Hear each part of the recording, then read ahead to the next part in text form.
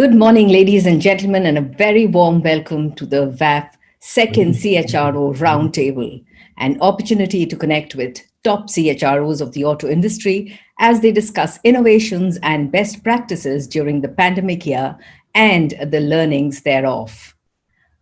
Our OEM Gold partner is Morris Garages.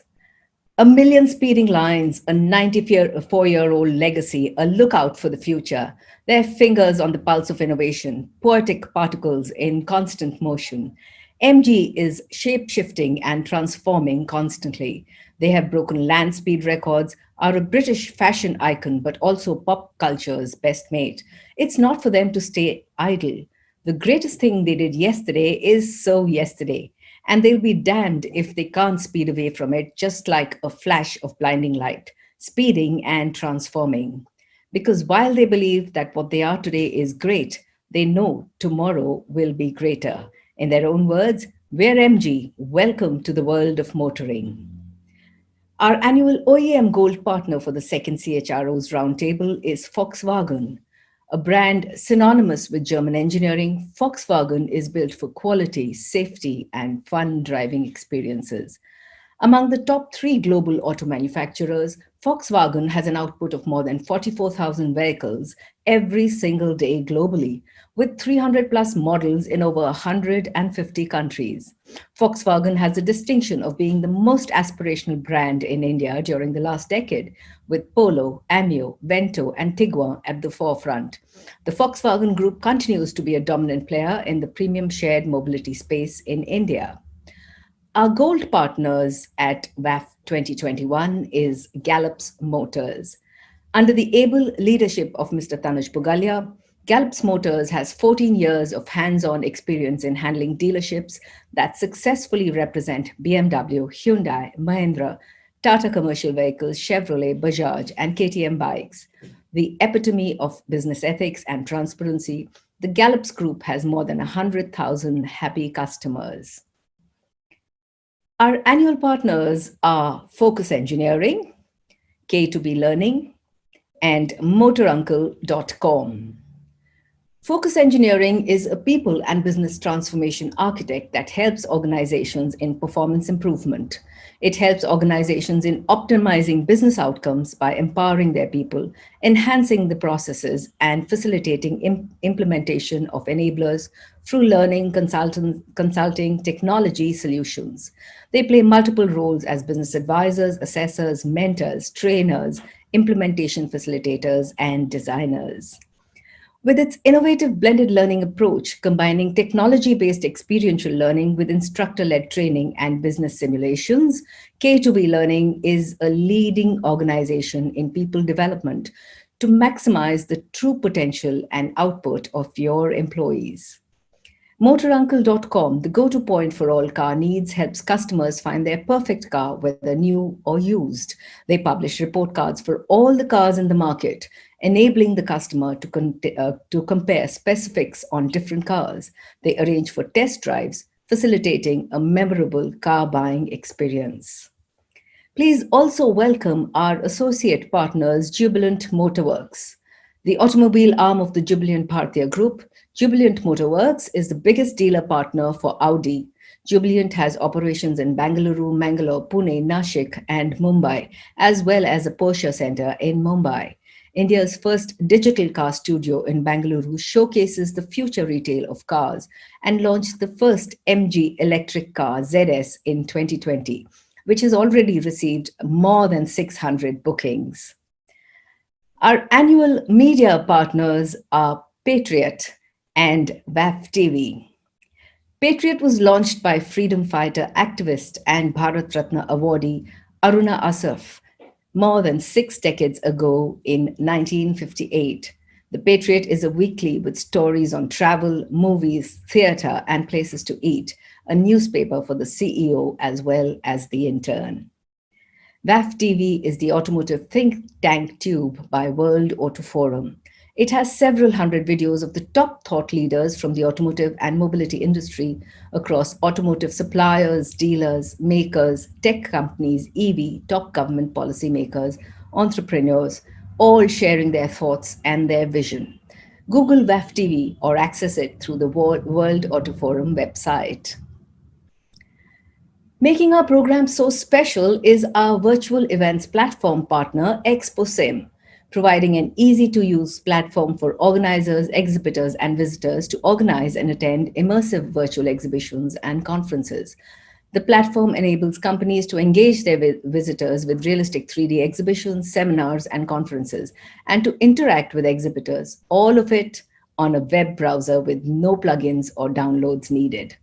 Do visit the exhibition and participate in our contest. Visit all the stalls at our virtual exhibition, and all our winners will receive a special certificate. In addition, your photo and name will be posted on all our social media handles. And now I would like to invite Mr. Anuj Guglani, founder and CEO, World Auto Forum, to present the welcome keynote. An engineering graduate from Nagpur University and MBA from IIT Delhi, and with an LLB degree from Law Faculty DU, Mr. Anuj Guglani founded World Auto Forum in 2007. Before that, he was CEO of ACE at Work, a consulting firm for training, strategy, and SOPs for automakers and auto dealers across the world, a passion he still pursues. From 2001 to 2007, he worked with Honda Cars and General Motors across channel sales, as well as product and retail sales training. Co-founder and partner in a green energy consortium called Jan Urja that produces bio-CNG for a cleaner, greener, and healthier earth. Anuj is also the head of an NGO called Citizens for Better India that works towards improving the lives for women, children, and senior citizens. Over to you, Anuj. Thanks a lot, Anita ji, and good morning, friends. Big, and a very special welcome to you to the second CHRO roundtable that we are doing at the World Auto Forum, where last year we had done at the Hotel Pullman at the Aero City, and of course it was just before the lockdown arrangements were announced by the government, and this time, of course, it is online for obvious reasons. So last year has been, the last year has been whatever it might have been. We might like it, we might love it. Of course, we will not love it that much. We might shove it, but surely we will never be able to forget it. In some sense or the other, it is totally unforgettable. So before we get into the CHRO roundtable and we start the process of learning and culling out the deep insights, the action which our dear CHROs took to ensure that the teams are empowered and at the top of the line, I'll just show you a quick presentation on World Auto Forum. And of course, we stopped doing PowerPoints, so I will just share my screen and just take you through our website, which has most of the details about WAF. So please allow me to share my screen. Can you see my screen? If you can just give me a thumbs up on the Zoom or the chat. All right, great, super. Thank you. So we are just a Google away. So I Google World Auto Forum and I click over here. So friends, this is our website at WAF, at World Auto Forum. And of course, it's been 12 glorious years this year. We had done the awards as every year. We did the ceremony last month and it was a great program. I'll just show you what we had done. The stage looked something like this. And there was a 7-point WAF awards process, making it very toughest, most transparent and inclusive. And this year, based on the last year's performance, we opened it up to 7 categories in the automotive, truly making it end-to-end in line with World Auto Forum strategy. So these are the 7 points, how it makes it toughest, transparent and inclusive to win a WAF award and to be a WAF star, as we call it. And we had a fantastic jury like every year. We also have observers on the jury, by the way, to ensure that the jury is, complying with the process. Our OEM gold partners, VW and MG, their top guys also, shared their remarks. These are the results. I'm sure you would have seen on social media. It was all over the place. And something great happened. The media went gaga over the results. 120 plus media vehicles, friends, covered the results of World Auto Forum Awards, not just in the metros, not just in tier 2, tier 3, but all over the world. Again, in line with the World Auto Forum reach, which right now connects the auto and mobility industry end to end in 125 countries. So this was about the awards. And I'll just show you this very interesting section that we have called VAF TV on our website. There are more than 500 plus videos of the top thought leaders of the industry, how they have been leading, how they have been doing their teamwork in their organizations, their innovations straight from the heart. And you'll see partner videos also over here. And this is really a sought after section, at World Auto Forum. In fact, WAF as an acronym is pretty generic. If you see, no, it also stands for Web Application Firewall. But if you Google WAF TV, the first link which opens, if there is no advertisement, it is WAF TV. So that also shows the traffic and how Google indexes this particular section. And we have built this as an individual property within WAF TV. WAF think tank section, a sought after section again, where we don't do lots of stories here. We are very selective. Like the CHRO roundtable shows up right here. Jyoti just became the MD of Volvo Cars, so something on him is right here. We try to put transformative ideas, ideas which can help transform the industry for win-win. Those kind of ideas we share here, like the new scrappage policy. This is by, again, one of our partner law firms, SS Rana and Company, a leading IP firm. Then you will find the real story which our team felt behind the global chip shortage, why it happened, intentional or incidental. We tried to analyze from both the perspectives. Then you would find things like road safety month, what we can do. For example, we at WAF believe in directive action. So this talk we organized as part of WAF Guru's Life on Road Safety Month special, and we are about to unleash a very special program based on that. We at WAF Friends are building a road safety and a transport policy index, where we shall invite the central government and all the state governments to participate and show a change transformation at ground level. For example, we can give them targets so they can embrace targets on their own.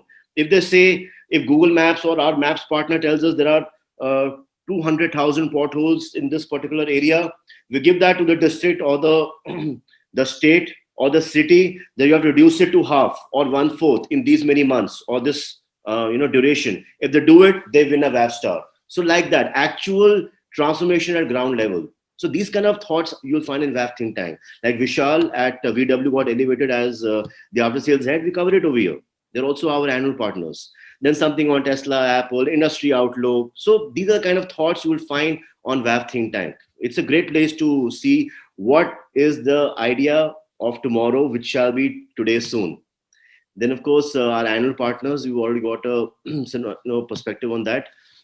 Friends, we also have a boutique M&A services at World Auto Forum, where we help big companies, startups, family offices in identifying the right opportunities for growth and win-win. That also happens here. And this, by the way, is the reach of World Auto Forum. This is from Google Analytics. This shows our WAF community all over the world. So you can see that a couple of countries in Africa, possibly one in Latin America, Greenland, and of course down below Antarctica. Those are white, and Madagascar. Apart from these, we cover the world. That's the beauty of World Auto Forum. And yes, it has taken us 12 years to reach this position. WAF community, we have a mobile app, and very soon we'll be launching a Facebook style networking application at World Auto Forum. I will not like to show you right now, but surely a sneak peek very soon once we are ready to launch it. But our team has been working on it for months. So this is about what we have been doing. Now coming to our program, which brings us here. So friends, let's go to our program right away. The CHRO Roundtable, and these are our prolific speakers for today. We'll be having the first discussion shortly, and of course we will have a partner keynote after a Q&A. We'll have the second partner keynote. Then, of course, friends, at World Auto Forum, thanks to our platform Expo Sim, whom we are partnering, we have been, showcasing a virtual exhibition for a long time. In fact, this program also can be viewed, and our attendees are viewing on the Expo Sim platform, where we have the WAF lounge, hosted. So we are trying to build world's longest running virtual exhibition, thanks to our friends at Expo Sim, and we shall give you a guided tour at 12:45, just before lunch. And of course, lunch is at our own respective places. We are really missing treating each one of you like we do each time, but soon, very soon. And of course, 2 to 3 p.m. we'll have the second panel discussion. Then, of course, Q&A, vote of thanks, and the virtual exhibition continues. And of course, we have a great contest on virtual exhibition, which Anita ji will just share with you. We have each time. So this is about the program. This is about World Auto Forum. And back to you, Anita ji. Thank you so much. I'll stop sharing the screen. Anita ji, you need to unmute. Thank you, Anuj.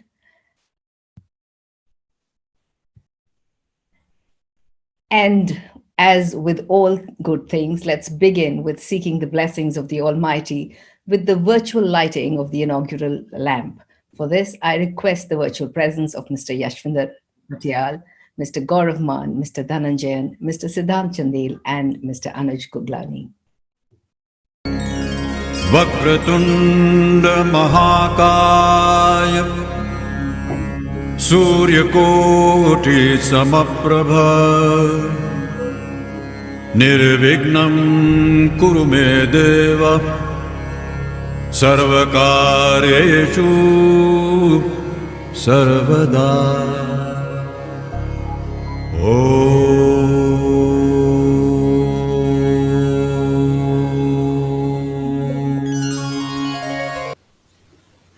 Thank you, gentlemen. Before we begin proceedings for the second CHROs Roundtable, I would like to announce the winners of the virtual exhibition contest at the 8th VAF Awards 2021. And our winners are Mr. Anil Rao and Mr. Hemakumar S. This contest is on today as well, ladies and gentlemen, and is very simple to win. All you have to do is visit all our stalls at our virtual exhibition. Winners will become superstars with their names being broadcast on all the social media handles at World Auto Forum. And before we proceed, ladies and gentlemen, here's a special request to all our speakers. Please keep your cameras off and remain on mute throughout the program. However, when it's your turn, please do turn on both video and audio. And now it's time for our first panel discussion on learnings from 2020, CHRO's Toolkit for 2021 and beyond. I invite Mr. Rajiv Sahdev, President and Group CHRO JBM, to participate here. Mr. Rajiv Sahdev has 34 years plus of rich experience across a spectrum of HR functions in large corporates like Birla, Thapars, Moser, and now the JBM Group. His core competencies lie in organization development, strategic business partnership, employee engagement and employee relations, mergers and acquisitions, and also setting up large greenfield projects. A renowned and passionate speaker, Mr. Sahdev has been actively associated with various professional bodies like NHRDN, CII, IMA, and ACMA. Welcome, sir. Dr. C.B. Patil, Head HR and IR, Kia Motors, India. Dr. Patil is an HR professional with around 3 decades of experience and has served organizations like Cummins, Mahindra & Mahindra, and Toyota. A member on the board of studies at Pune University, Dr. Patil was also chairman of HR Forum of MCCI&A and has been a resource person at professional conferences in India, Japan, Australia, Germany, Brazil, Philippines, Indonesia, Thailand, to mention some. Please also welcome Ms. Aparna Dhingra, Head HR and Admin, BMW India. Ms. Dhingra is a thought leader with versatile experience in driving change, leadership enablement, and organization effectiveness. She has worked across roles in sectors like IIT, ITES, health services, automotive, manufacturing, and financial services. Adept in aligning HR strategy to business priorities in global operating environments, Ms. Dhingra is mentor, coach, and an entrepreneurial leader and passionate about developing and nurturing talent. Please also welcome Mr. Ahmad Ameen, Director, Human Resources, Al Mansour Automotive, Egypt. Mr. Ameen is a senior HR and OD professional with experience in organizations across Africa and the Middle East. Mr. Ameen is HR director at ITIDA, Information Technology Industry Development Agency, a public private partnership, the honorary head of the executive committee of the Egyptian Human Resources Management Association, and with the mission to regulate, develop, and support the HR profession and professionals in Egypt. Also participating in this panel, please welcome Mr. Manmohan Malik, Group Head HR, IR, and Admin, Orix, India. An XLRI HR management alumnus, a neuroscience based executive coach, holder of multiple licenses and certifications in strategic L&D and HR consulting, Mr. Malik has been conceptualizing high impact projects in the financial, transportation, and lifestyle business in organizations like Orix, American Express, East India Hotels Group, Cox and Kings, and Thomas Cook. His recent accomplishment is leading Orix India to the Great Place to Work recognition and being acknowledged as an HR super achiever at the recently concluded World HRD Conference. Please also welcome Mr. M. Dhananjayan, MD, Focus Group, India and the Middle East. Mr. Dhananjayan has 17 years of experience working in shipbuilding, construction, hospitality, and automotive retail across South Asia and the Middle East and Africa. A Six Sigma Master Black Belt, EFQM assessor, Mr. Dhananjayan has trained 20,000 plus people across automobile brands and aims to help transform 1 million lives. Proficient in 6 languages, Mr. Dhananjayan owes his love for engineering to the Society of Automotive Engineers and is an active member still.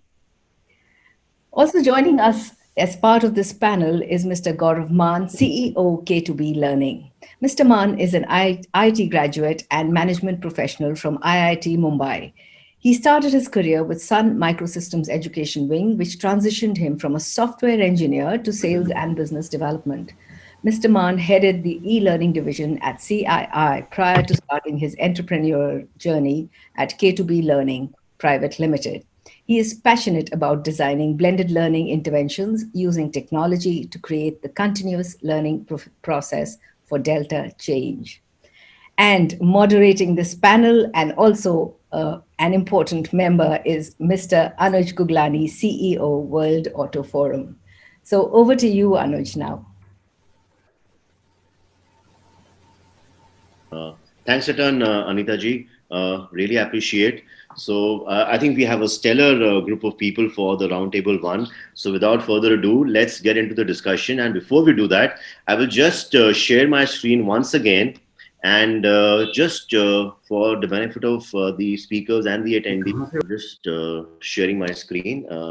If you can, I hope you can see the screen. If you can, just say a yes, please. Yes. Great, fantastic. So friends, so these are our prolific speakers for the first roundtable, and a few points. These are just cues which we'll expand. We can also add some points which are not mentioned here. So, of course, last year was difficult. And so what were really the key challenges that we all faced? How did we overcome them? Most important.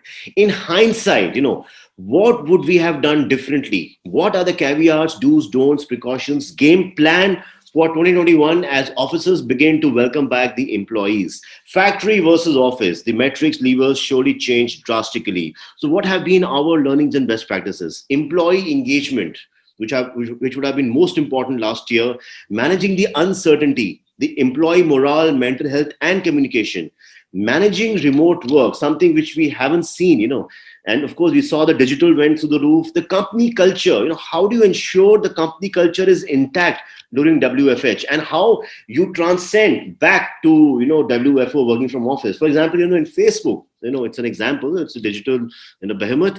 During the lockdown last year, they hired 20,000 new people, out of which 17,000 hadn't stepped into a Facebook office anywhere in the world. So just imagine setting the culture, setting the tone, managing the expectations, then learning and growth.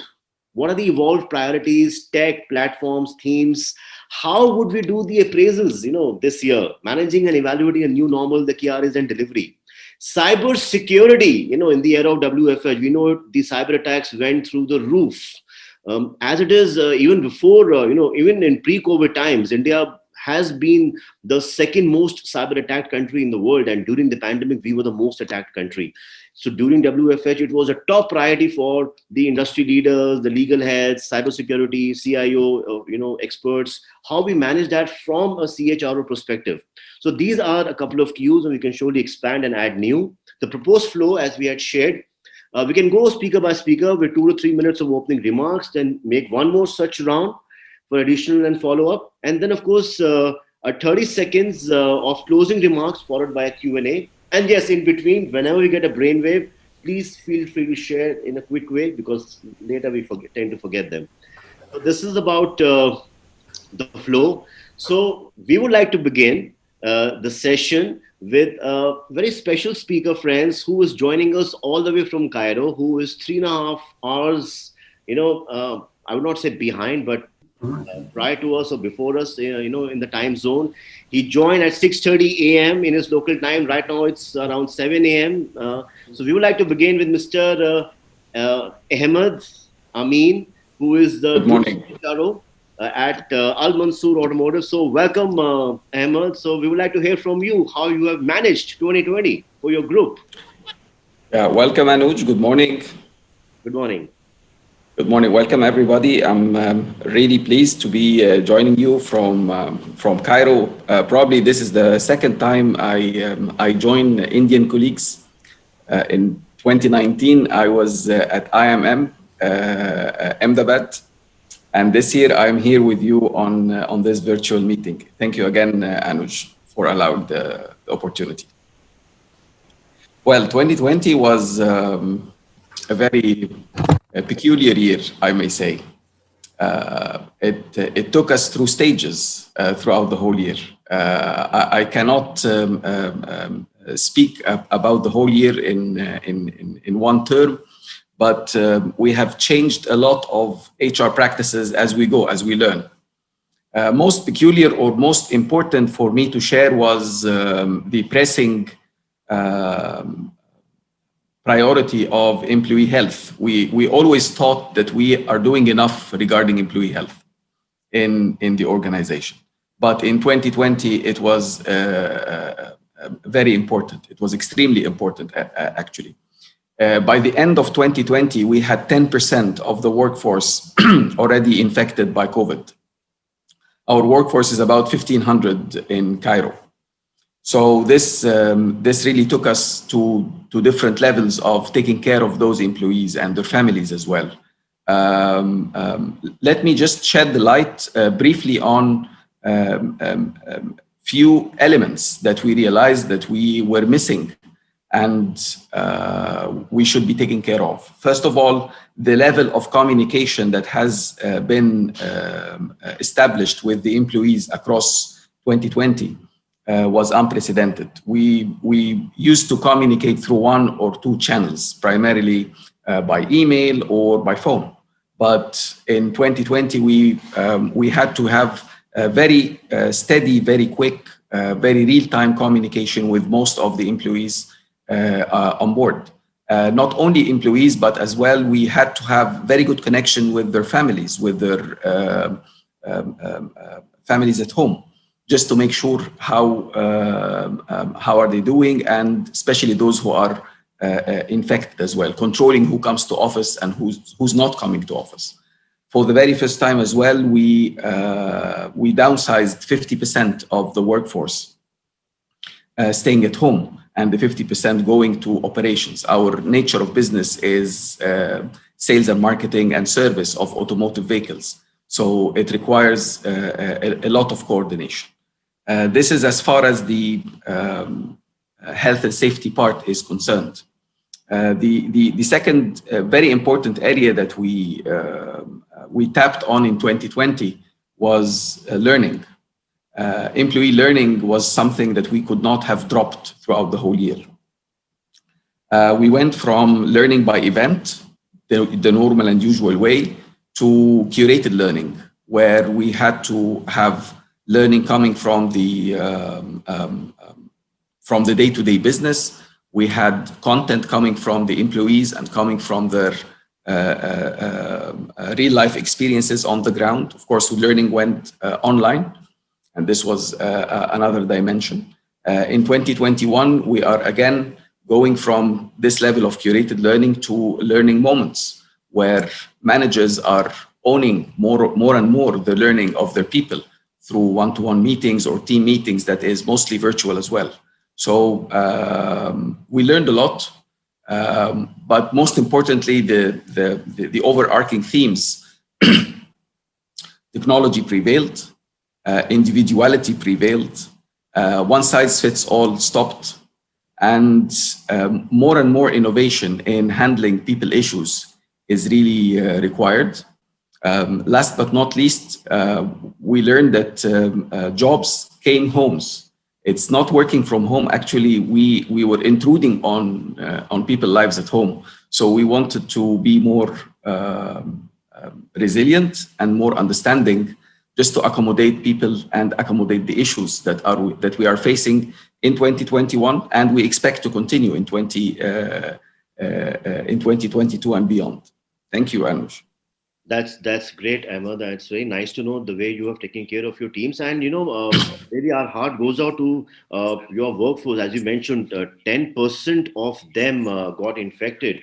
So that at that moment of time, it would have been really a high concern, high priority, because an unprecedented thing. So when that happened, what were the quick, action points, action mode that you got into, which probably saved the day, for your teams, if you can share that as well? Of course, the medical insurance that we have for all our employees was the critical safety net for handling such an issue. This was one thing. The second thing, having a medical doctor already hired since 10 years with a very well-established medical department on board, the concept of outsourcing it all was not have or would not have saved us, as we have been able to browse. We have 3 people in the medical department, a medical doctor and 2 assistants. Those guys really played a tremendous role. They got some nice trophies and rewards by the end of 2020, because they were going from one home to the other and were going from one hospital to the other, just trying to help the colleagues at home. So it wouldn't have been easy without the in-house team and, of course, the medical insurance. The whole country medical infrastructure was a test. Connections really played a great deal. Our fortune as well that our operation is scattered across the country, so we're not concentrated into one area where everybody has to be in the same city. So we have about 30 branches in Egypt. This was very important. Our operations in Africa really struggled a lot. We have our operation in Uganda and operation in Ghana. The whole operation was infected, and the medical services over there is really not in shape.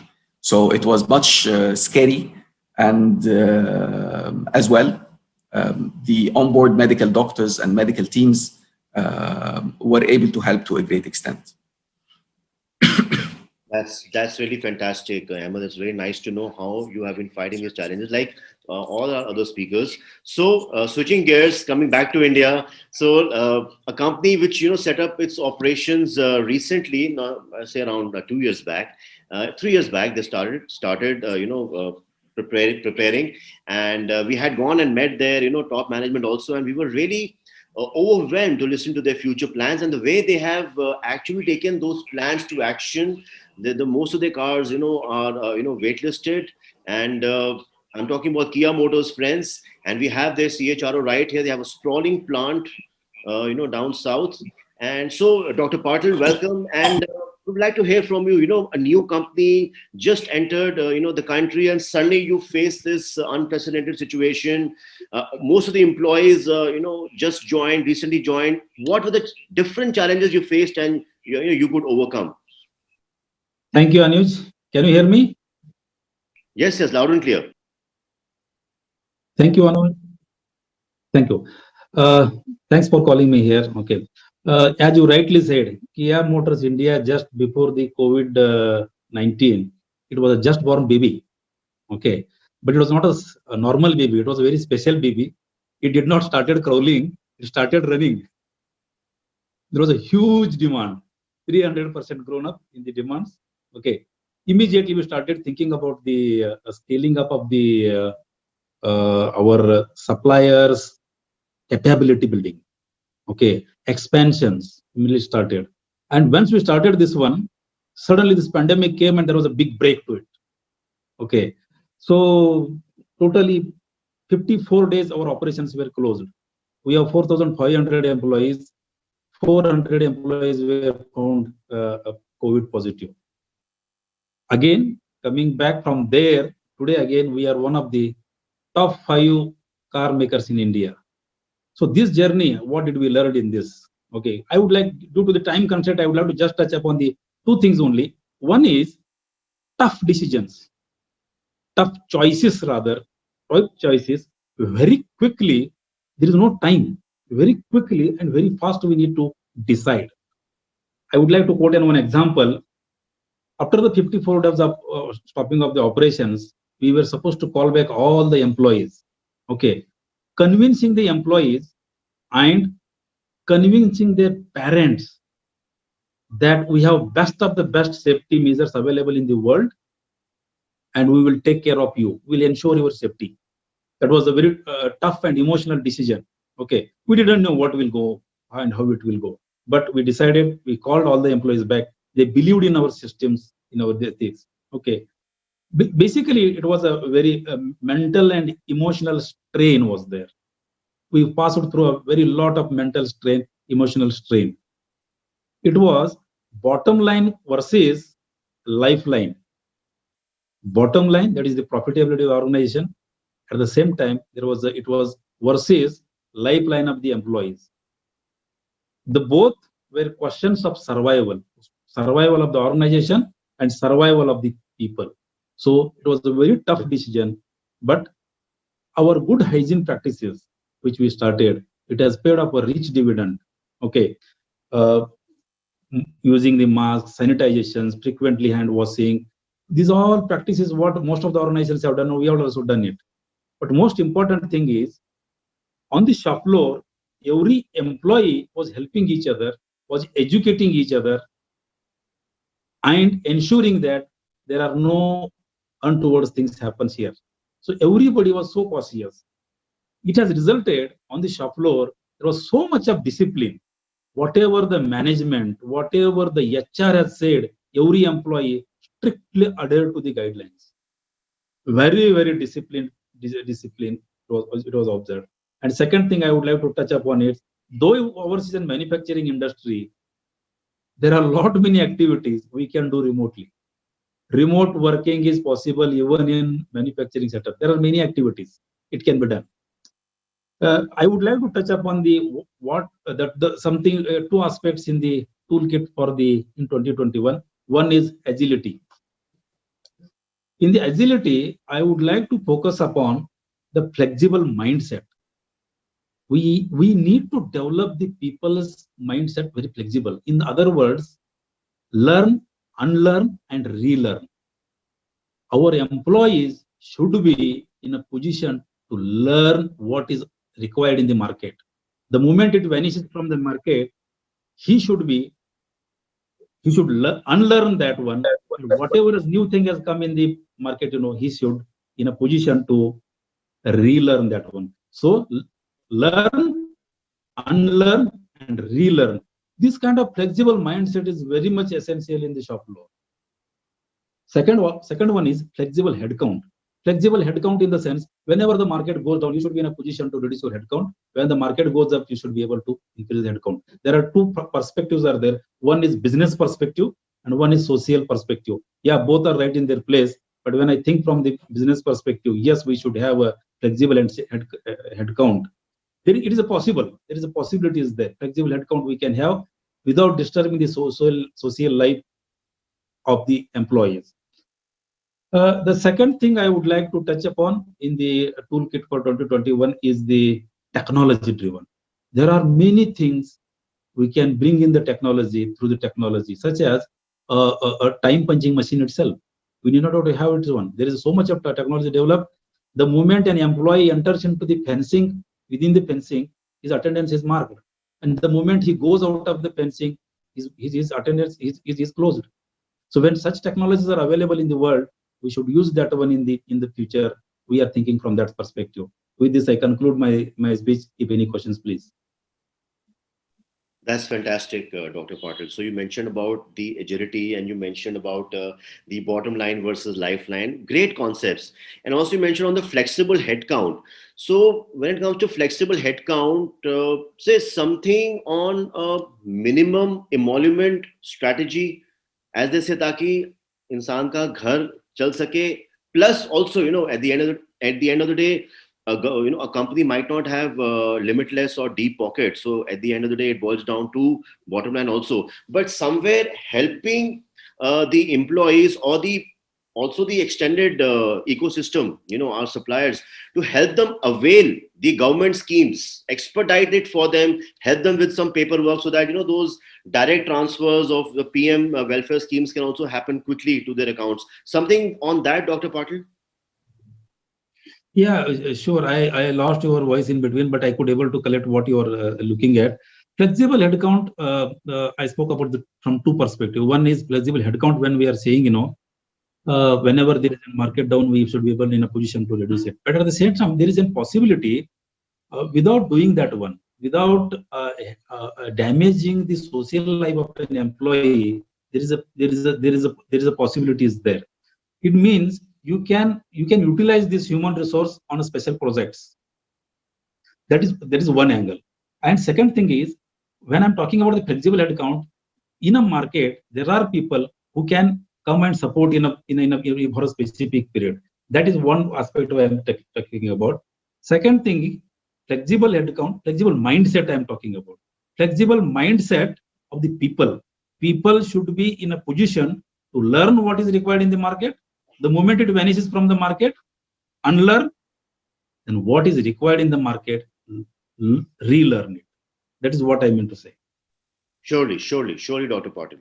Great. These are great thoughts. So now switching gears and moving to a car company, a luxury car manufacturer, a German company.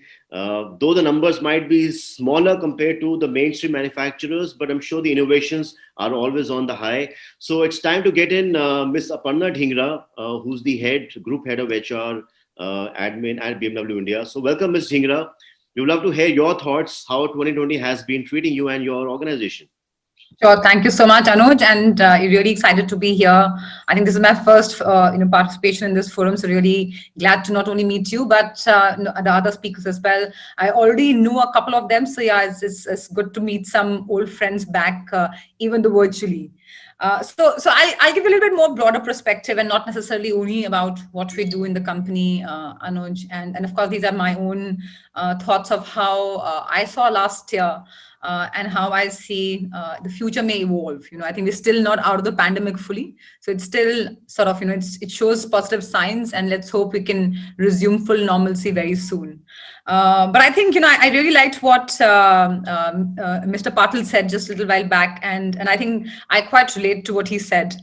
In fact, I think for a lot of us, last year, what I call is a year of fat, F-A-T, fat. And quite literally also, because I think with all the, all your sports closed down, on your gymnasiums closed down, practically you couldn't even walk outside in your society. I think that was a year with a lot of turbulence when it came to our health. So what I call is this concept of fat, which is last year, to fun, which is the year of 2021 or beyond. And I'll explain how I consider the fat to fun. And I think the first F on both, the F of the fat and the F of the fun, to me is what is fixed will become flexible. Yeah. And that's the transition that I see. And I think Mr. Patil spoke about the flexible mindset and the flexible headcount. And I think quite firmly that I think last year was a year that made us question everything that we have considered fixed, at least in a workplace concept.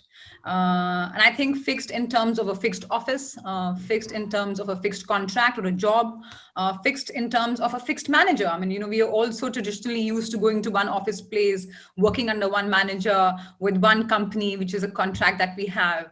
And I think all of that got significantly questioned. There were ways of, let's say, recruitment, various layers of face-to-face interview. And I think all of that completely sort of vanished in less than a matter of weeks. And I think that was outstanding. And you mentioned yourself about, Facebook hiring thousands and thousands of people pretty much virtually. Yeah. So I think for me, the first and how I see the learnings from last year to the years going forward is that everything we considered fixed will become flexible. And so much so I think there's another very interesting concept which is the Uberization of jobs. And maybe I'm taking a leap forward from what Mr. Patil said about flexible headcount. I in fact feel very soon we'll come to a point where jobs will not be about having one contract with one individual. It'll be pretty much like an Uberization of jobs, and we'll be rating employers and employers will be rating us, and we'll be selecting candidates or candidates will be selecting us pretty much basis then. But that's, I think, a little bit more into the future. But I think that's my first belief of how the year 2020 was and how it will evolve in the future. Yeah. So fixed to flexible. The other is the A of the fat and the U of the fun. And I think for me that is the adaptability to ubiquitousness. Yeah. And what I mean is that, I think for the longest time, we have always looked at, developing people who are adaptable, who can work with crisis situations and so on and so forth. And I think across the entire world, I think when the pandemic hit us, I think at one shot, all of us together knew how to deal with it. We didn't get trained, we didn't have courses, we were not, we didn't go through degrees and certifications to adapt to the situation. I think that's a potent skill set that has got revealed, as individuals, whether it was our personal lives or professional lives. I think there is an innate ability for individuals to react and deal with crisis.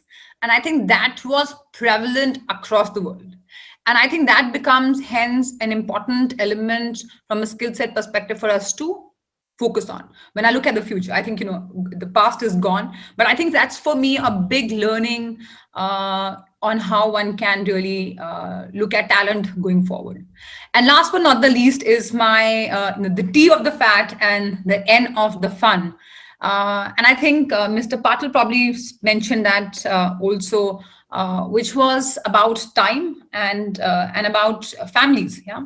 And I think that was probably for me the third learning, which was that, when we all were relegated to a work from home environment, I think there were many times when I think we were not looking at the time when we were working. There was a whole mix of, working and managing, personal lives. And I think many organizations had to really deal with how do you manage health, welfare of employees while they were at home. We all used to think that sitting at home was probably the most comfortable, environment. But I think we all realized that it is extremely important to nurture the time. Just because you're sitting in front of a laptop the whole day at home does not necessarily mean that this is the best workplace or the best work environment. And hence, I think that's my third learning. And I think that's where I think going forward, there should be and there would be focus, which is how do we nurture time of individuals, not only as an organization, but even personally. So I think that's my theory. And I think that's my learning, which is from a fat, how do we move to a fun time, which will be, I'm sure, this year onwards. Well, that's fantastic, Aparna. You have really put a nice ideology and a framework around it. And I think you can possibly write a paper on this. It will really get a lot of views and reviews. And yeah, looking at you, I don't think that fat was relevant in any way. It was just the fun. Even and what I feel, as you mentioned, that somehow there was no training, there was no briefing, but still we were adept. We got these innate energy, sense to overcome it and be ready. In fact, this reminds me of the the horrific 26/11 incident, when the terrorists had stormed into the Taj. And at that time, the Tata management also said something similar. They said, we never trained our employees on being so heroic and saving lives. It was not in the SOP how to do it, but somehow possibly they did it. And the employees in turn responded that they got strength from the culture of the Taj and the House of Tatas. So somewhere this culture possibly has a huge role to play. And many a times it could not just be professional, it could also permeate their personal lives, the way they connect with their families, their friends, the social arena. That also somewhere gets influenced by the organizational culture which they are part of. That is something to think about. That when we are, hiring people, we are touching their lives in ways more than we can, envisage. Uh, so, True. switching, yes. So, No, switching. yeah, sorry. Go ahead. No, I think very rightly said, Anuj. Very, very rightly said. I think, in fact, I think it's it's completely revealed a different way of how one can look at talent, which I think you very rightly said. Great. So switching gears now, coming to Mr. Rajiv Sahdev, he is a Group CHRO, JBM Group. So Mr. Sahdev, we would like to hear something on, say like the factory versus the office. If you can shed some light on that, along with the other points that you have planned for the day. How was the change? How did you tweak your strategy, while fighting COVID and opening up factory versus office, and the other points that you have, sir? Thanks, Anuj.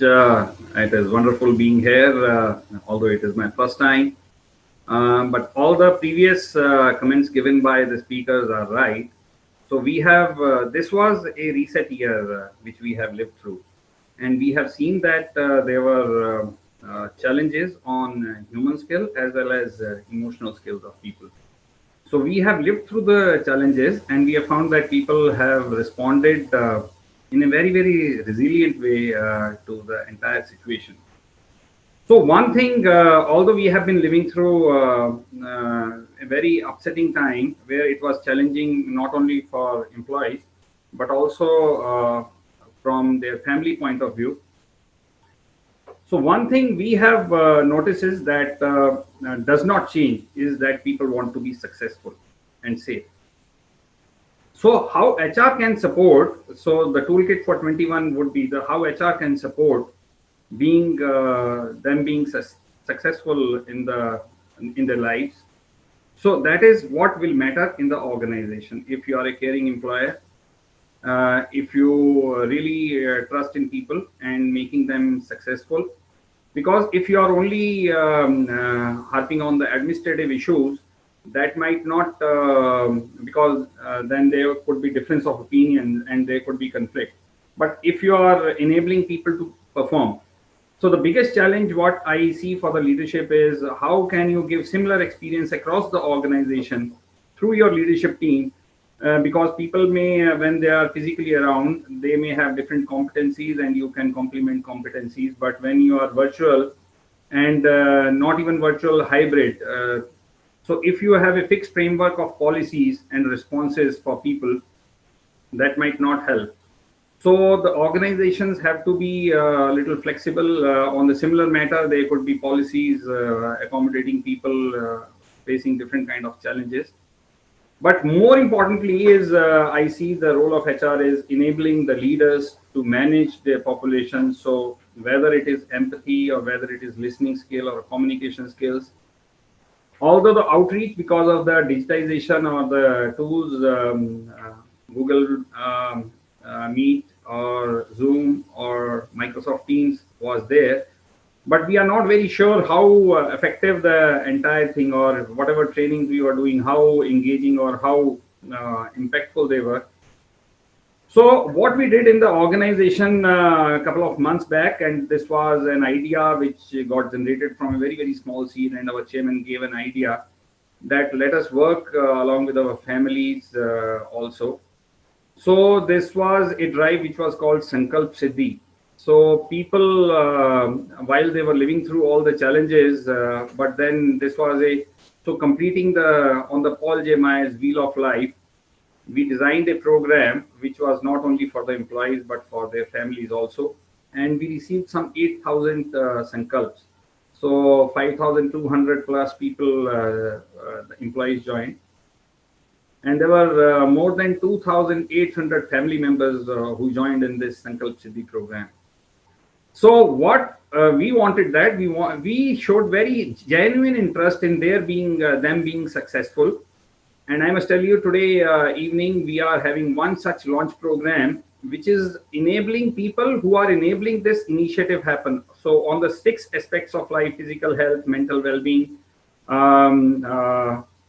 financial and career, family and home, culture and social. So anything wherever they have taken sankalps and they are facing challenges, so there are enablers. And then how these enablers are enabled by the organization.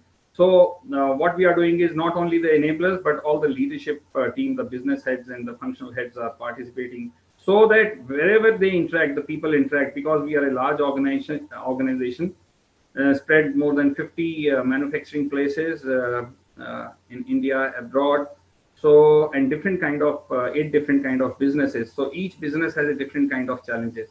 But in case we do not show the visionary kind of skills in managing people, and we cannot empathize with people, then people would not stay. During this entire process of lockdown, what happened is there was an opportunity and there was a need to raise a new business, and we could do it virtually. We hired an entire team virtually, and just 3 weeks beyond the lockdown period, we were up and running and we were into commercial production. So what I'm wanting to say here is, when I was hiring, the people I was hiring and why some people we are targeting for a long time joined, and why they earlier did not join. The kind of experiences they had with their employer was a huge motivating. So what kind of experience you are giving to your employees will result whether you would be a cohesive organization, this will be a organization working together or not. Another big change would happen is on design thinking.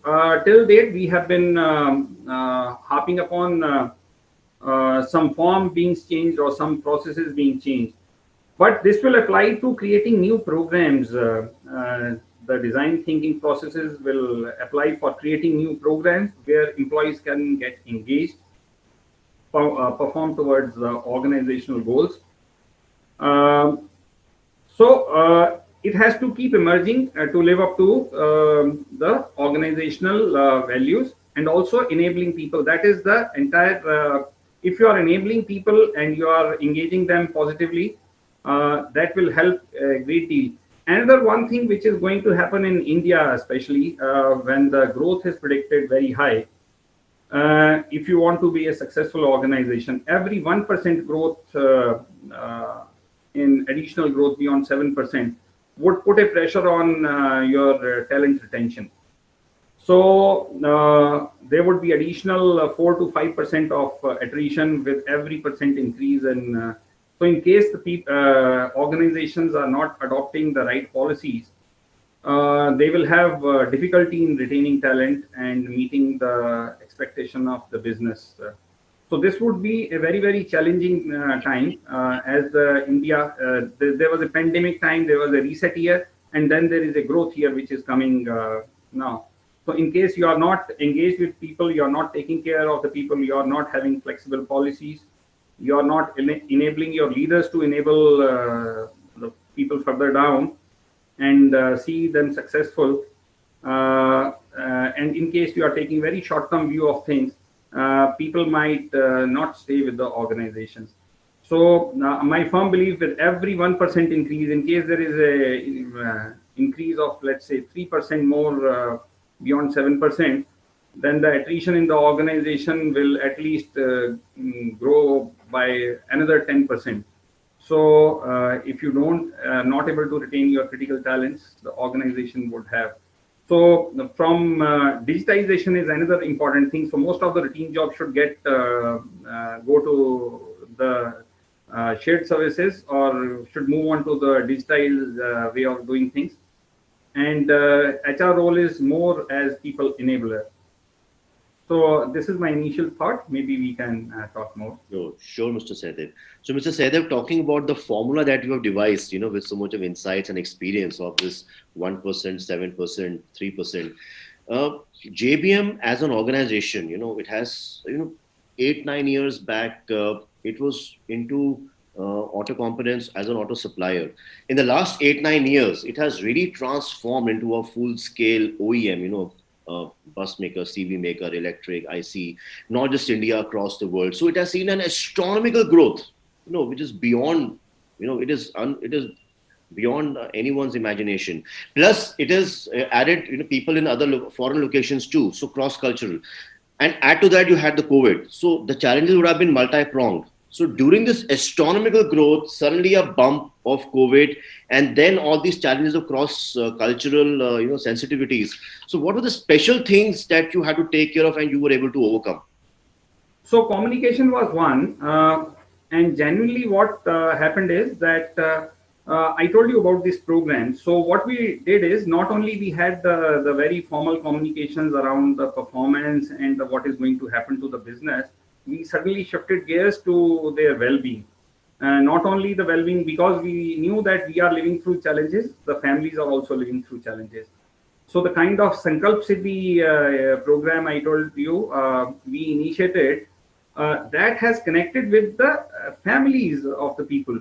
So they are talking more positive things. They are talking of acquiring new skills. They are talking of acquiring new habits. They are getting engaged with the positive, in the positive mindset on some very innovative things, because the time for future is that you have to constantly learn. Because even while hiring people, people see that what new you have learned in the recent past, not just the basic qualification. So people are upgrading themselves, and upgrading themselves in a very, very positive fashion, not only for their just professional development, in their personal. So this is one thing beyond just business we did, and it has given very, very positive impact. And second thing I told you about, we enabled people, those who are dealing with the people. So we were not focusing that only HR has got the role to talk to people. So we engage various people, we organize their training. And so instead of HR only, there were other spoke people who were taking care of the people, and they were all giving the similar experience to.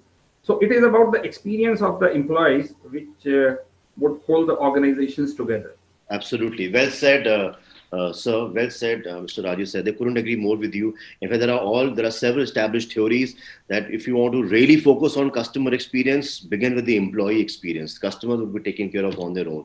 So with that, I think let's switch gears and now come to a pure play services firm, a company which is one of the largest organizations in the mobility services in the country. And they, I think last year they celebrated 25 years at India, and they recently won our VAF award as well. Their MD had won for the best MD and CEO. So friends, we have amongst us Mr. Manmohan Malik. He's the group CHRO of Orix India, a company which is into several businesses: leasing, car hiring, self-drive, loan against property, you just name it. So Mr. Malik, you there? Yes, very much. Can you hear me? All yours, sir. Yeah, loud and clear. Thank you, Anuj. Thanks very much, Anuj and WF for getting me over here, and good morning to all of you. First of all, talking about year 2020, if you were to say that it was the year of learning, will be actually an understatement.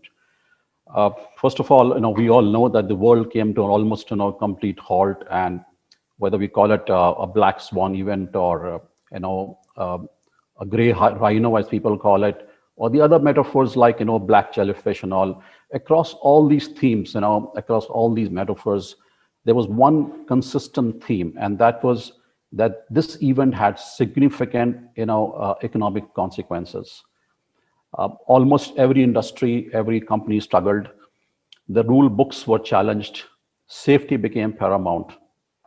Agility and resilience, we just heard this word again here, became the most searched words across Google, I would say that. No one was prepared for the scale of the event. Became almost a case of unknown. Uh, like every industry, like every other company, every other organization, we also felt stretched. Revenues took a big time hit. The first and foremost challenge that we faced as an organization was how to get the connectivity going, right? We weren't prepared for almost 100% of the population going, on remote. So that was the first challenge. And of course, things like, the employees' physical and mental health issues kept coming up. There was uncertainty among the employee, the workforce, amongst everybody, I mean, including leaders, because even leaders are human beings. Nobody knew how to kind of address that uncertainty at that point in time. There were questions being thrown to us about the fate of jobs. Will we have the job or not have the job? Will the organization, survive in the long run or not? There were all kind of questions coming up. There were questions about work-life balance because, the boundaries are getting, totally blurred. We're sitting at home. And the challenge for the leadership team is that they cannot negotiate accountability, right? The stakeholders, the employees, the investors, they still want you to lead. They still have to do the forecasting. They still have to do a threat assessment. And they still have to lead when more than 90% of your population is remote, almost 100% for a long period of time. So back to the most critical thing, that technology is the great leveler. So what we did to start off the whole thing, exercise was we created a disruption within our system for tech approvals, end-to-end transformations. First of all, getting the connectivity itself going, compliant connectivity tools, collaboration tools, and stepped up the communication. And that's what I've been hearing so far in the panel, that communication was the most critical thing to start off with. Okay, we kind of, there were notes going from the desk of the MD to the employee population, from HR, that, we're all together in this particular, event, we all together. And we hosted some town hall meetings where we took questions, head on. We addressed to the extent we could that, okay, we are here to kind of protect the jobs for as long as we can. Obviously, we have to wait and watch how things kind of move along. HR got really busy, on its toes, building safety protocols. The issues about employee connect, engagement activities, because the support to employees was most critical at that time. They were suffering from mental health issues, morale was down. So we kind of addressed that through building, some, engagement activities online. And even small things like, okay, what's happening at your home today? Let's see a video of you cooking today, right? Or even say, are you doing the dusting at home today? So just making it a fun kind of a thing, and got the employees to get engaged. In fact, we also stepped one step forward to kind of get the families involved. And we went about hosting an awards show during the lockdown period. And in the awards show, we got the families to kind of participate through sending their clips and showing us what they're doing, their dance videos or music videos. And that is what really worked for us at that particular time when the morale was down. I think the employees felt connected, right? We also went through some mindfulness seminars, and we also ran campaigns for skilling up, because as things change, the solutions change, you have to keep on skilling up. So everybody was almost like mandated that you have to learn a few more skills to stay relevant before you become redundant. So that became an opportunity for the employee workforce first to connect back and tell them, guys, here, let's learn together and let's fight this together. And of course, things like logins and all that, we stopped measuring logins and all that. And we try to kind of move to the team-based outcomes rather than measuring individual productivities. So that is pretty much how we address the initial phase, Anuj. That's fantastic, Mr. Malik. So it's very heartening to know that you were there for your teams and you were there for your families. I'm sure they will never ever forget this throughout their life. So something on the drivers, like I'm sure you employ a lot of drivers because you are really entrenched in the transportation business. So, and these drivers couldn't have worked from home. So how was the organization kind of engaging them, supporting them, something on that?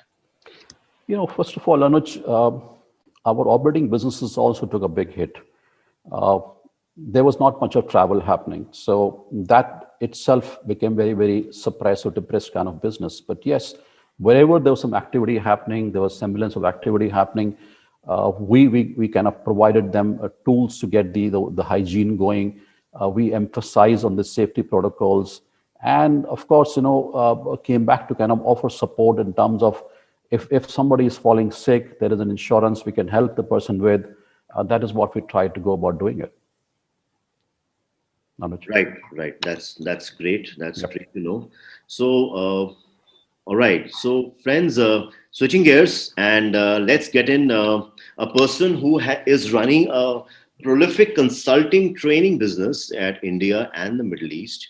And he has consultants on his role almost everywhere across the world. And we are proud to have their organization as our annual partner at VAF, and that is Focus Engineering. That is the organization's name. And their MD and founder is Mr. M. Dhananjayan, and as we call him, DJ. All his friends and associates. So, hey, Mr. DJ. So we would like to hear from you how you are empowering your teams and your clients during this challenging time. Yeah, thank you, Anuj, and also welcome to all the HR leaders. I think their role has been one of the toughest role during this time. Generally, we talk HR is human relation management. Now it is actually health relationship management. So primarily, they had dealt lot in terms of how to deal with the stress with people and uncertainty and other stuff. So, as a consulting organization, we actually ensured that our team were given the confidence that their jobs will be taken care and the organization will stay with them till the end. So that is one thing we ensure that the people who are the assets for a consulting business are taken care. With respect to clients, we had a lot of initiatives that we did, especially starting a quiz event, and also generally in a very retail environment and also in manufacturing, people doesn't know each other. So this came as a new initiative from our side, from Focus, where we got on the Zoom calls and the team meetings and the WebEx, ensure that the technicians, service advisors, CRMs, and the general managers are knowing each other. So we did it in phases, and that really brought in a lot of attraction, and we named it something called as synergy. As you know, I have been even during this COVID time shuffling between India and Middle East. So the experience of both the markets has been extremely different, because in Middle East, I'm sure Ameen briefly said about the health management, the doctors on call, and other practices which is there in place, and also the insurance which is also part of their job contracts, which is a must, because the visas cannot be stamped without these process. I think from those learnings, we were able to also inculcate in a lot of our tier 2, tier 3 manufacturing units about emphasizing on the basic essentials that is really needed for the business. And most important thing in this during this time is about technology, like Mr. Malik said, and also I see the fat, the T is the technology from Aparna. So 2 years back, we also brought in something on the communication part. So the contactless communication is the need of the hour, and the contactless process also evolved. So we were happy that we were able to predict ahead of the market and give the right solutions to our clients both in India and Middle East. My biggest learning was the change management was very fast. The people who earlier when we asked, can we do a virtual meeting or can we just for 30 minutes call? We used to travel to different parts of the country and the world to do a 30 minutes, 1 hour meeting. But today it has changed because people are getting well versed with technology, usage of the tools, and I clearly take these three things that has evolved both in India and Middle East, especially from each leaders and also from the people perspective is MBT, which is mind, body, and transformation. So primarily, people have put a lot of efforts in, having, attending some yoga sessions and doing some meditations, and that is on the mind. And on the body transformation. Though people could not, move out of their houses, they adapted to yoga, which is again back. Whatever has gone from India has come back. So people also now start becoming more flexibility. And T is about the thinking. So because stress has to be relieved, so mind body transformation really, I think, has been the big change element overall. And technology by people and technology by process, would be the new norm. And as we say, digital, physical, and digital. The future of workforce, like Aparna said, there will be multiple contracts and uberization and things.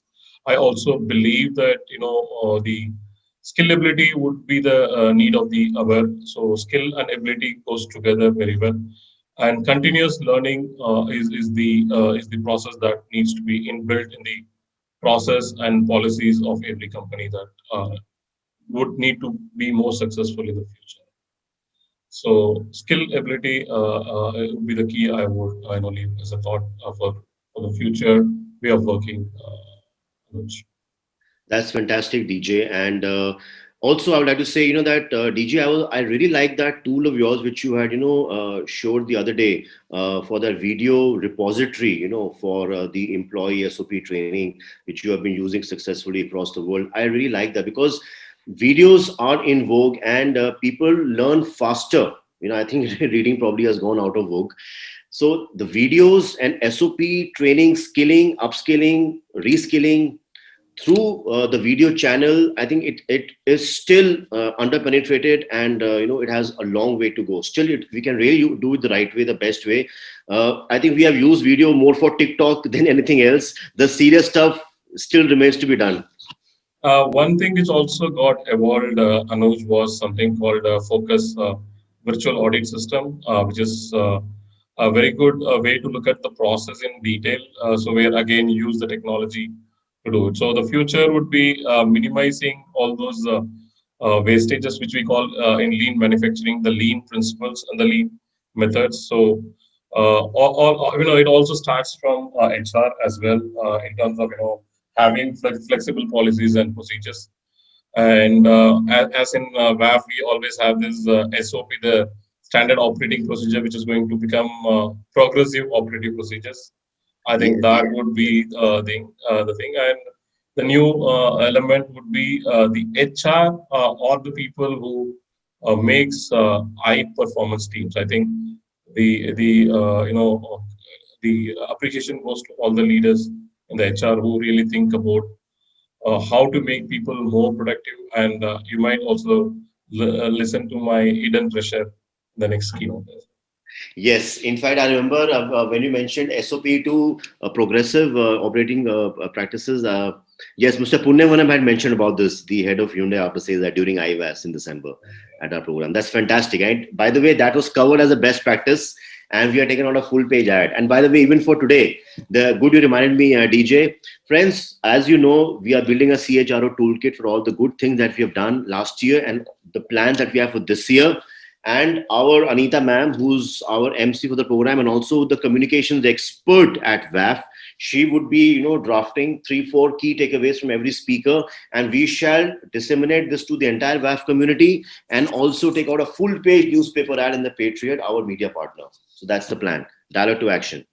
Okay, so switching gears again and coming to our dear friend who's also our annual partner, and he is running a very successful corporate learning firm at India, and they are, in fact, this person, friends, was the pioneer of e-learning. In fact, he started talking and actioning e-learning almost like 2 decades back when nobody had, much idea about it. So, friends, it's a pleasure to have Mr. Gaurav Mann, who's the CEO of K2B Learning. So, Mr. Gaurav, all yours. Please share how you've been doing the innovative trainings in last 1 year. Hey Anuj, thank you very much. Thanks for bringing me on this, channel, and I'm thankful to all of you, sharing your best views and the learnings that have gone through in each of your organizations. And definitely, if I would say, from the e-learning perspective, what Anuj just mentioned, I would say as a country, we have moved, I think, 5 years ahead That's one of the good things that I look at from the pandemic or the COVID-19 that has happened, whether how we have been now using technology in terms of whether it's about meeting people or learning or many things that we are now being using technology. But definitely, we also had our own challenges when the pandemic hit us. Making sure that the people having the right kind of infrastructure at home, ensuring that the projects are being completed. In terms of, again, I'm coming back to the learning perspective of it. The lot of now companies, I could see that they are not even hesitant of using e-learning as in. Till now, e-learning was more of a tool that was looked upon only from the white collar workforce that we all work for. And in manufacturing, when we have been looking at our line associates or the blue collar workforce, largely it was always to be looked at as a classroom intervention, or maybe doing some kind of an outbound where it has to be in person, right? However, we have seen a big kind of a transitions where the organization are now coming forward, have been talking about creating and curating maybe the video-based learnings, the e-learning programs, to ensure that the learning is an ongoing process, because it's difficult to bring now a large amount of people, more than any of a group of maybe 8 to 10 in a one setup, and then getting them into a learning process. So the one and the foremost thing that I'm looking at is how the organizations are now putting more and more kind of an energy to ensure using e-learning, or I would say the learning as a tool, not only for upgrading the skills, but definitely at the same point of time retaining their the right talent. So that's what is happening in a big way, across the industry verticals that we have been working upon. So that's the. All right. So that's fantastic. That's nice to know, Gaurav. And as it is known, as it is said by humans, it's like a self-prophecy that humans are the most flexible. अब इंसान अपने को award दे रहे क्या कर सकते हैं? That humans are the most flexible species, and as Osho Rajneesh had said, that it is not just humans; it is humans and cockroaches who are most flexible. And they can adapt to any kind of situation. And he had also shared the example that once one of his friends had gone to a South Pole expedition to Antarctica, and inadvertently by mistake he carried a few cockroaches in his luggage, and when he opened up his suitcase, those cockroaches came out running around everywhere, and they were absolutely fine. Minus 35, 40 degrees Celsius temperature, they were fine. They had adapted, on the way. So humans also, I think there is, as Aparna had also mentioned, there is this energy, there is this strength. It comes from the soul, it comes from family, it comes from the society, but we tend to adjust, we have adjusted, in fact, to the point that a lot of people are getting goosebumps, yaar, office वापस जाना पड़ेगा यार, कैसे होगा adjust अब? So That's a true. And because everybody has been talking about the resilience and at the same point of time the the flexibility and the agility perspective. Honestly speaking, I always felt that I'm very resilient and all that. And at the same point of time, as a founder and the leader, you have to keep your team motivating also at the same point of time. And I know that I've been reading a lot of articles, people calling from the different friends and colleagues and saying that we've been asked to come to office, what all things that we need to do. I think these are the difficult times, challenging times, and looks for the different measures that need to be done. So if we have to do it, I think it need to be taken as more of a challenge, I always say. And as the DJ have said that mind body transformation, that's what he's talking about. The one need to keep that in mind. Yeah. Okay, fantastic. So friends, we are almost near the closing time, so we have actually consumed almost all of our time in the first round only. But the discussions were so engaging, what to do. So I think before we go into, so we can always invite questions. So I think, Kunal, we can just wait for the question, just take the slide off. We can do one more quick round of a minute or so with all the speakers, all right? So we can start right again. And in between, as and when we get the questions, we shall, take the questions up. All right. So coming back to Mr. Ahmad Ameen. Ahmad, some points we'd like to add. And this also would be the closure remarks too, in a minute's time. Well, thank you, Anuj, very much. I really enjoyed listening to all of the speakers. As a matter of fact, if I want to close with the key learning throughout 2020, it would be about learning. We have really transformed the way we look at offering our learning programs to our employees. Now, looking inside, looking at the individual needs, the one size fits all is never working. The group learning activities that takes employees across the board did not serve well, and it did not really prove strong enough or reliable enough to really achieve our objectives. We have developed a very simple method to make sure that we cater and make learning more individual and more related to performance. Let me share in a few seconds. It's called Achieve, Do, Learn. It starts from the performance plan of an employee, where your achievements is written. Then what do you need to do in order to achieve what is set up to be achieved? And finally, what needs to be learned? And the hows of learning was the main concern that we went to. E-learning in the traditional manner as well is still offered, but actually social learning and democratic learning, it really emerged to a great extent. We have now an employee in Cairo is really teaching somebody else in Tanzania how to meet and greet a customer through clubhouse rooms and through different channels of social media. People come together to talk about their issues. As I heard one of the speakers as well, the video shooting of the processes itself really replaced traditional content and traditional learning insights or learning curriculums. So this is more of an evolution. I do not believe that we have something concrete that we can talk about or present or institutionalize yet. But I think this is it's a movement in the making. We will see throughout this year and the coming year where things are taking us. But definitely, it's a different world after COVID. I believe it's now called COVID-20, not COVID-19. So I believe it's a different world. Agility and adaptability is the name of the game. Now we are more informed on what to be done. We are less panicking than 2020. So in 2021, we look for the best, inshallah. Thank you very much. That's fantastic, Ahmad. Really nice to know. Inshallah, and we shall soon overcome it. In fact, in school, choir at school, we have this choir which sings the song in the school assembly. We used to always have the song, "We shall overcome." And Yep. it is "Hum honge kamyab." We shall be successful, and we shall surely overcome. Inshallah. So, Dr. Patil, some remarks from your side, sir. 60 seconds. Yeah, surely.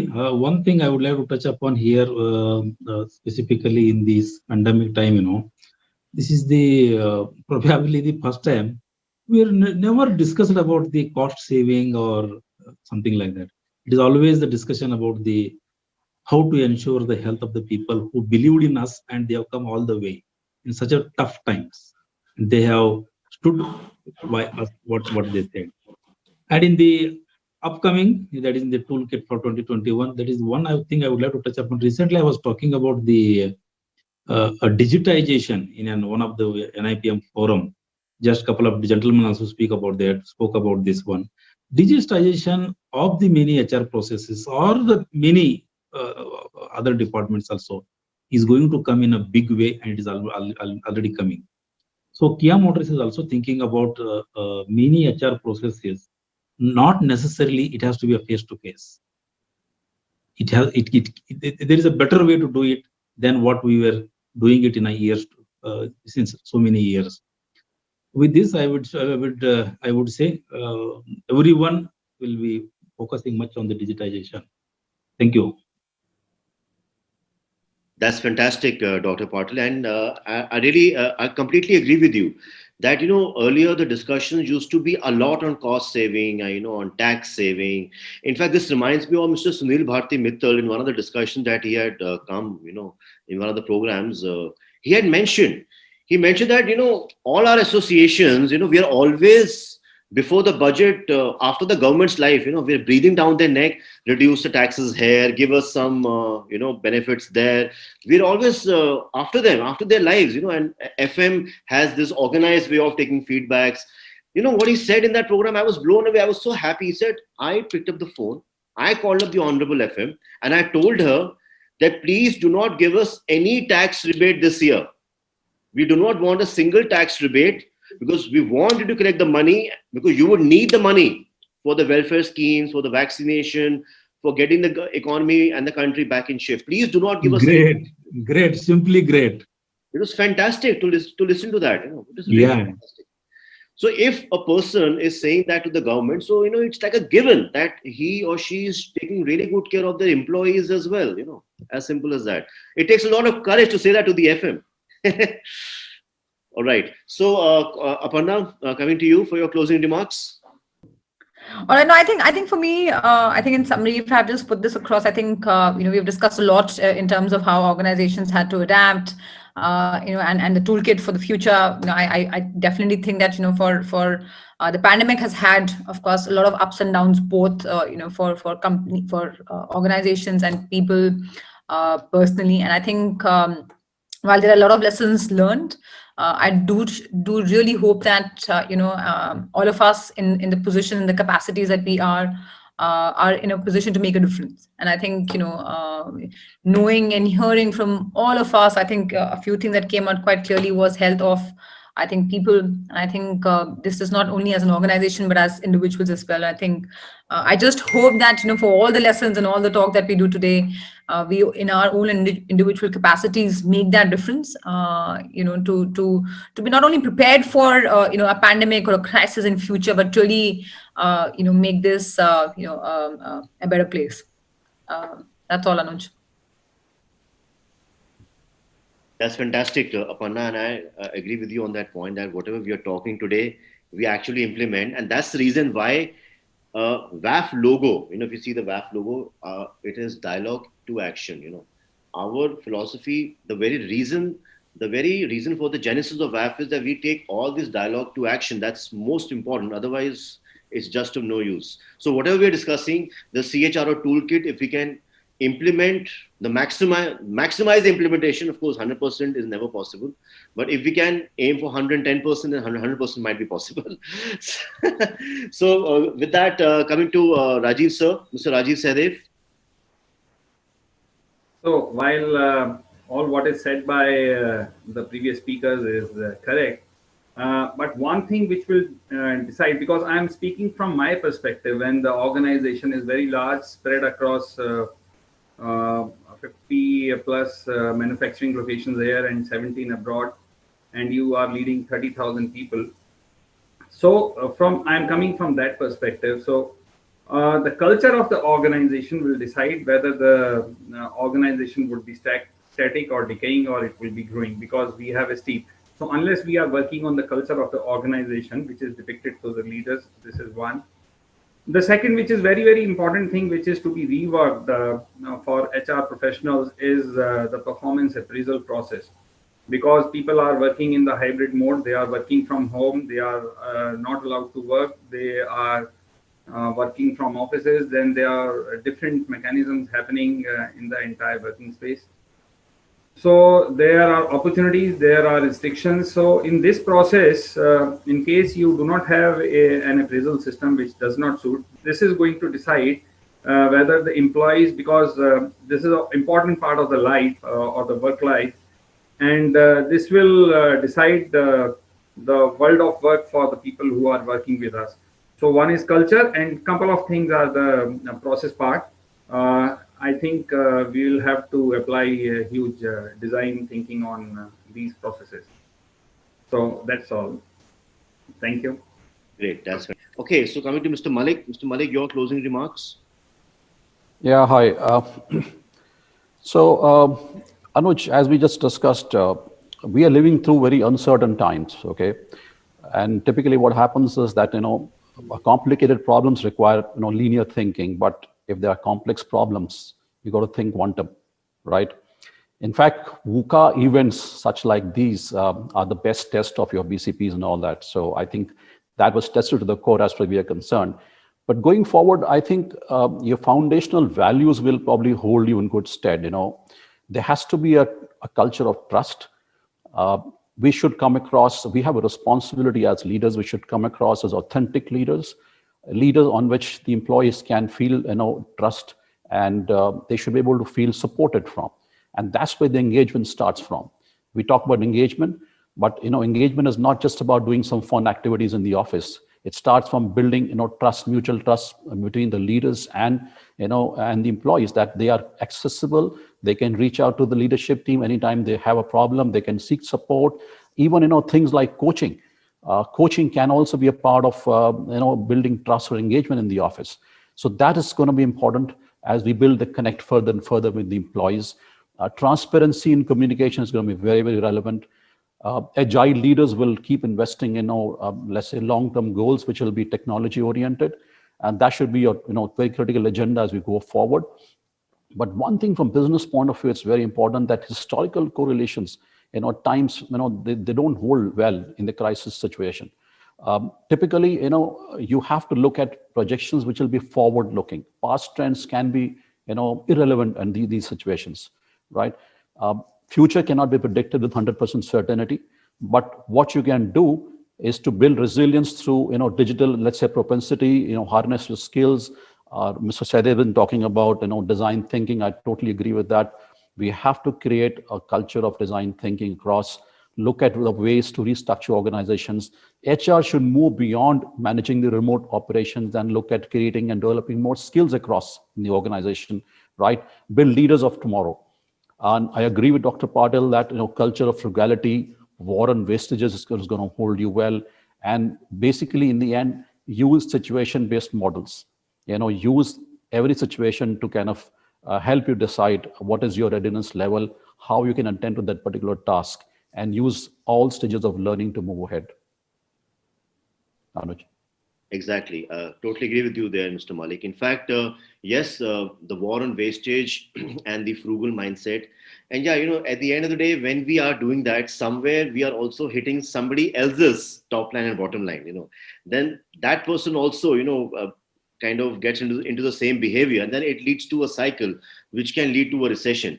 But then at the end of the day, whatever is need of the hour is the need of the hour. And also there's a pent-up demand, like, when the unlock down was initiated. And even after that, there was a pent-up demand. If you take just vehicles, cars, personal mobility went through the roof. And cars were coming to the workshop for servicing like never seen before. So that pent-up demand also comes in. Then the logistics, the e-commerce and the delivery. For delivery, you need delivery vehicles. They don't get done by drones as of now. So there surely was a pent-up demand, and which is getting met right now. All right. So DJ, coming to you for your closing remarks. I look at 7C as a model that would really work on, and this is also again a lot of topics has been discussed. The first C is confidence. I think the confidence building between the employer and employee would be a great enabler in the future workforce. Communication, it has been spoken in the different types of communication and the video-based communication. Competency, again, this is a continuous process that needs to be looked at. And the fourth C, which is celebration. Sometimes in the virtual world, we fail to celebrate. So I think a lot of events has to be conducted around on a frequent basis to celebrate the small successes that the teams have achieved. Content development and coaching, which even Mr. Malik said, is also a key continuous process, because a dialogue-based approach is really the way for creativity and innovation. Cross-learning is also the sixth C, which also will play an important role as we move forward from one department to another department and people from different departments working together. The last is the seventh C, which is cultural behaviors virtually, because earlier, if you have a difference of opinion, you can then sit over a coffee and then start either you either convince the other guy or confuse the other guy. Anything can happen. So I see the 7 C's as the future of like the 7 days. The 7 C's would really make an impact in the future working environment. Okay, that's fantastic. So I think Mr. Sahdev has raised his hand. Sir, please feel free to speak. Brain waves should not be stopped in any way. So another thing which I wanted to highlight while leading the large organization is if the HR agenda is not in the charter of the chairman, it will be difficult driving any agenda in the organization. So make sure the HR agenda which is there appears in the very important columns of the chairman's agenda, and that is how I think most of the things which have been spoken would get driven. So that's all. I mean, Anuj, I also remember, Dr. Kumar's learning in my initial years. So it will be, I'll fail to mention about his thing about people and the culture, and people are the very essence of the business. So in Deming Award, it is also clearly said the policy deployment, and in that people would be on the top. And during the Deming Award, they would clearly ask whether the PDCA has been approached, there is plan to check and act, and has it been rotated. So, as Mr. Mr. Rajiv said about the agenda on the top of the management, it is really important. If that is not there, people focus, then it's a big challenge of teams. Sure, sure.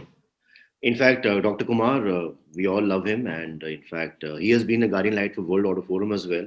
In a lot of things for quality, our belief in quality is all thanks to him. And it was, I think, the 2018 IVAS.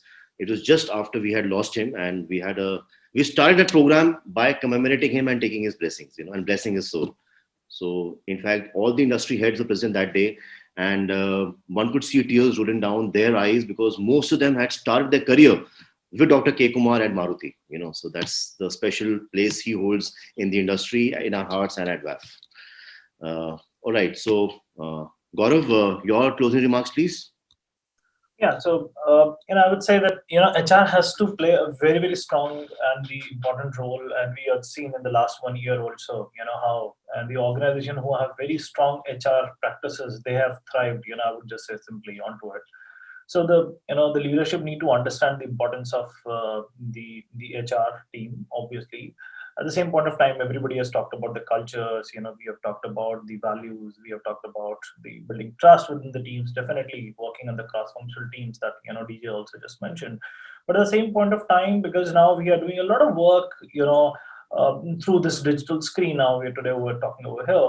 One of the important things are, how do you influence people? How do you get the work done, sitting, remotely in a different places? And how do you ensure that the working of the teams is still cohesive? That's very important. So I think, I would say upgrading the skills of people. One thing I always look at and talk to the organization also is, please do not become the only channel of ensuring that people upskill themselves. The organization also give them the employees a free hand to at least or to push them towards that they also should spend their time, energy, and maybe sometimes finance to upgrade themselves. At times, and I've seen most of the 90%, 95% of the people I've seen it always looking at the organizations that, okay, my skill development has not happened, so it is the HR or the training or the, org team is to be responsible for. So, however, at the same point of time, those who have actually invested themselves into, whether through the organization or outside the organization, they have thrived. So, the one thing is that they must be pushed towards to learn and to, upgrade or upskill themselves. That's a one. Fantastic, Gaurav. So we have a question finally by Ms. Meenakshi Prasad, and it's addressed to Mr. Sahdev. She wants to know how to appraise the appraisal process, how to ensure an efficient appraisal process in the ongoing scenario, and which is cohesive and also realistic.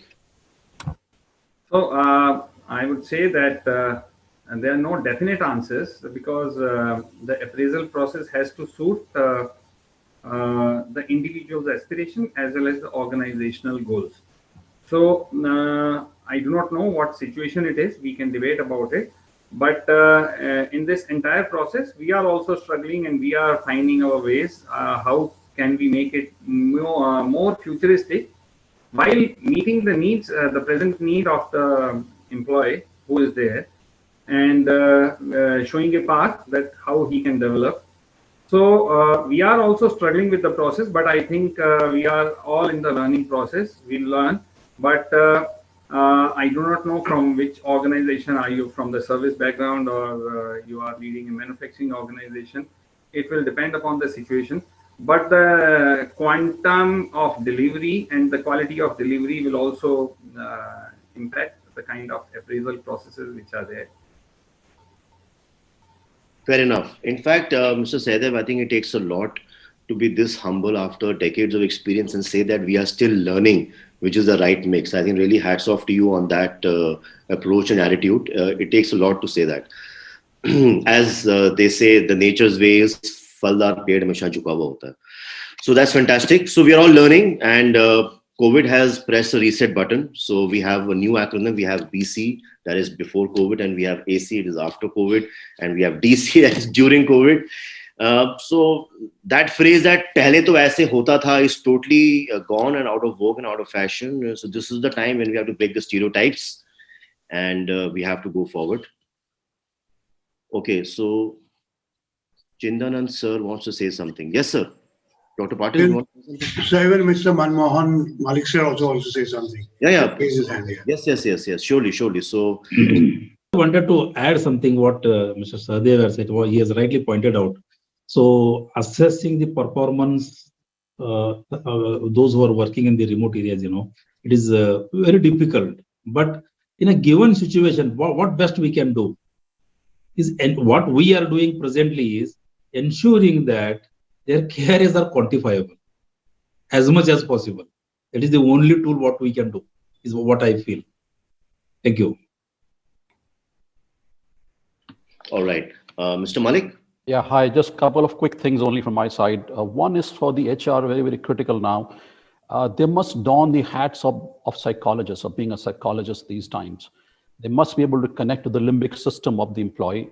And I'm sure you all understand what the limbic system of the brain is, where you connect well, that system which helps you to get connected, right? Offer support and also try and trigger the quest for learning. We've been talking about skilling up. Unless we are able to trigger that quest somehow, that unless you skill up, you're going to have a difficult road ahead for your own career. So that's important for the HR to do continuously from the skilling up point of view. And the second point is, which I always tell my team, that when you go through the hiring process and you hire people, I think these days, one important question that should be a part of your inquiries should be, what is the risk mitigation mindset the incumbent has? And as Dr. Patil said, have you gone through an unlearning process and relearning process? That should become a part of your hiring inquiries. That's it. Thank you. Cool. That's beautiful, Mr. Malik. So I think with that, it's a wrap on this beautiful discussion. I think priceless sutras we have uncovered, we have discussed. Now it all boils down to us, how well we can take this beautiful and priceless dialogue to action with all of us at our organizations, at our families. And I'm sure this can have far-reaching effects. So yes, a CHRO toolkit we shall develop in-house at VAF, and Anita ma'am is going to work on it, and we shall release it very soon. So thanks a ton, gentlemen, ladies and gentlemen, for this beautiful discussion, taking out your time on a Saturday morning. It's your family time, and you've given it to the community, to the industry, to VAF. We couldn't have been more thankful. And back to Anita ji for the process of felicitation. Thanks a ton, friends. Really appreciate it. Thank you so much. Love it. Thank you, ma'am and gentlemen, for that very interesting, very insightful discussion. The bottom line seems to be that it is the individual that needs to be taken care of, and everything else will fall into place. As a token of our appreciation, we would like to present to you a memento. First, Mr. Rajiv Sahdev, in no order actually, but yes.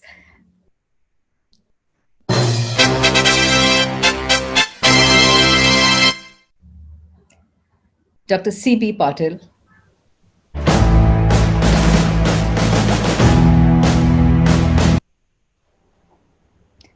Ms. Aparna Dhingra.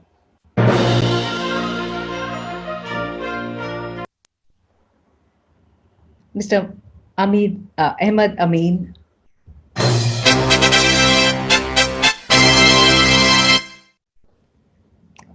Mr. Manmohan Malik.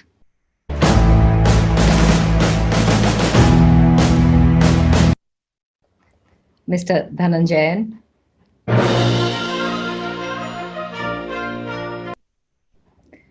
Mr. Gaurav Mann.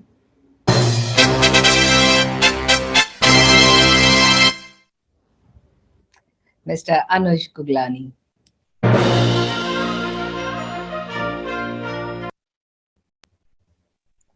Thanks a ton, Anita ma'am.